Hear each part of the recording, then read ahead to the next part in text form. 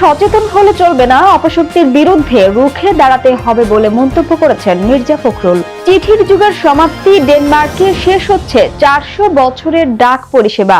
শনি গ্রহের বৃহত্তম চাঁদ টাইটানে প্রাণের অস্তিত্বের ইঙ্গিত। আসসালামু আলাইকুম, জিবিসি টেলিভিশনে আপনাদেরকে স্বাগতম। আপনাদের সাথে আছি আমি সামিয়া সুলতানা। এতক্ষণ শুনছিলেন সংবাদ শিরোনাম, এবারে বিস্তারিত। বিএনপি মহাসচিব মির্জা ফখরুল ইসলাম আলমগীর বলেছেন, এখন শুধু সচেতন হলে চলবে না, অপশক্তির বিরুদ্ধে রুখে দাঁড়াতে হবে।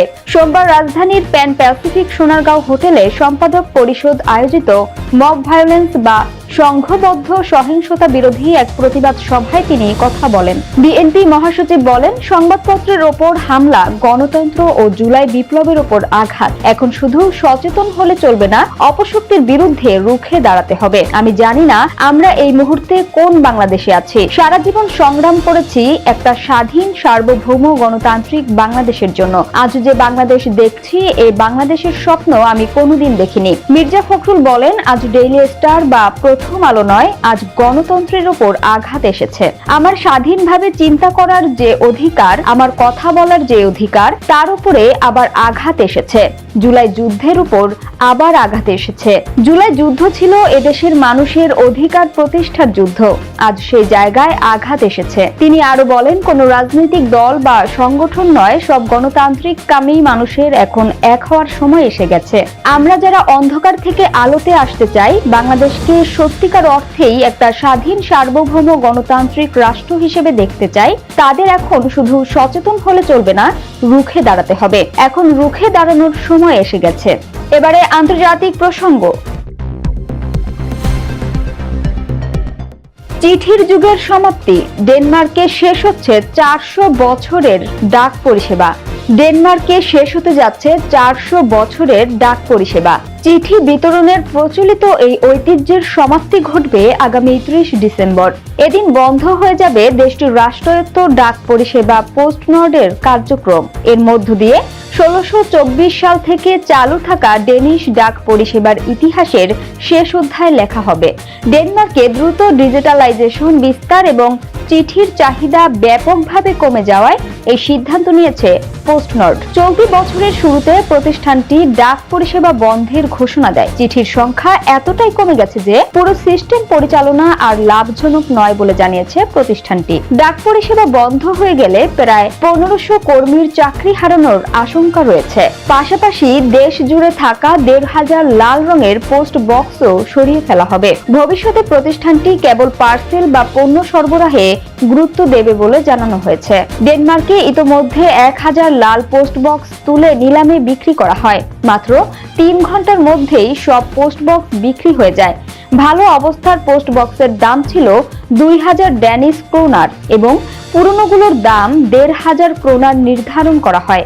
ডেনমার্ক বর্তমানে বিশ্বের অন্যতম ডিজিটালাইজড দেশ। দেশটির রাষ্ট্রীয় ডিজিটাল পরিচয় ব্যবস্থা মিটাইডি এর আওতায় অনলাইন ব্যাংকিং থেকে শুরু করে সরকারি নথিতে স্বাক্ষর, চিকিৎসকের অ্যাপয়েন্টমেন্ট সবই এখন সম্পন্ন হয় ডিজিটাল মাধ্যমে। সরকারি সব যোগাযোগও সরাসরি ডিজিটাল পোস্টে পাঠানো হয়। শনি গ্রহের বৃহত্তম চাঁদ টাইটানে প্রাণের অস্তিত্বের ইঙ্গিত। শনি গ্রহের সবচেয়ে বড় চাঁদ টাইটানের হিমশীতল পৃষ্ঠের দিকে গলিত বরফ রয়েছে বলে জানিয়েছে মহাকাশ গবেষণা সংস্থা নাসা ও যুক্তরাষ্ট্রের ইউনিভার্সিটি অব ওয়াশিংটনের বিজ্ঞানীরা। বিজ্ঞানীদের তথ্য মতে টাইটানে কর্দমাক্ত বরফের সুড়ঙ্গ রয়েছে। বিশেষ এই বরফ স্তরের ভেতরে পানির তাপমাত্রা 68 ডিগ্রি ফারেনহাইট বা 20 ডিগ্রি সেলসিয়াস হতে পারে। এই তাপমাত্রা প্রাণের বিকাশের জন্য আদর্শ। এতদিন বিজ্ঞানীরা মনে করতেন টাইটানের শক্তি বরফের আবরণের নিচে পৃথিবীর মতো তরল পানির গভীর সমুদ্র রয়েছে। তবে ক্যাসিনো মহাকাশ যানের সংগৃহীত তথ্য বিশ্লেষণ করে বিজ্ঞানী ব্যাপটিস্ট জার্নো জানিয়েছেন, টাইটানের অভ্যন্তর ভাগ পুরোপুরি তরল নয়, বরং আঠালো বা থকথকে বরফের মতো। টাইটানে পৃথিবীর মতো উন্মুক্ত সমুদ্রের বদলে সম্ভবত আর্কটিক সাগরের বরফ বা ভূগর্ভস্থ জলস্তরের মতো কিছু থাকতে পারে। নাসার ক্যাসিনি মহাকাশ যান প্রায় 20 বছর ধরে শনি ও তার উপগ্রহ পর্যবেক্ষণ করার পর 2017 সালে ধ্বংস হয়ে যায়। তবে ক্যাসিনি মহাকাশযানে সংগ্রহ করা তথ্য আজও নতুন নতুন রহস্য উন্মোচন করছে। শনির আকর্ষণ টানে টাইটানের আকার যেভাবে পরিবর্তিত হয় তা বিশ্লেষণ করেই বিজ্ঞানীরা এই থকথকে বরফ স্তরের প্রমাণ পেয়েছেন। টাইটানের রহস্যময় পরিবেশে আসলেই প্রাণ আছে কিনা তা নিশ্চিত হতে বিশ্ব এখন তাকিয়ে আছে নাসার পরবর্তী বড় অভিযান ড্রাগন ফ্লাই এর দিকে। 2028 সালের জুলাই মাসে মহাকাশযানটি উৎক্ষেপণ করা হবে, যা 2034 সালে টাইটানের বুকে অবতরণ করে সরাসরি তথ্য সংগ্রহ করবে। সংবাদের শেষ পর্যায়ে শিরোনামগুলো জানিয়ে দিব আরো একবার। শুধু সচেতন হলে চলবে না, অপশক্তির বিরুদ্ধে রুখে দাঁড়াতে হবে বলে মন্তব্য করেছেন মির্জা ফখরুল। চিঠির যুগের সমাপ্তি, ডেনমার্কে শেষ হচ্ছে 400 বছরের ডাক পরিষেবা। শনি গ্রহের বৃহত্তম চাঁদ টাইটানে প্রাণের অস্তিত্বের ইঙ্গিত। জিবিসি সংবাদে এই ছিল এখনকার মতো।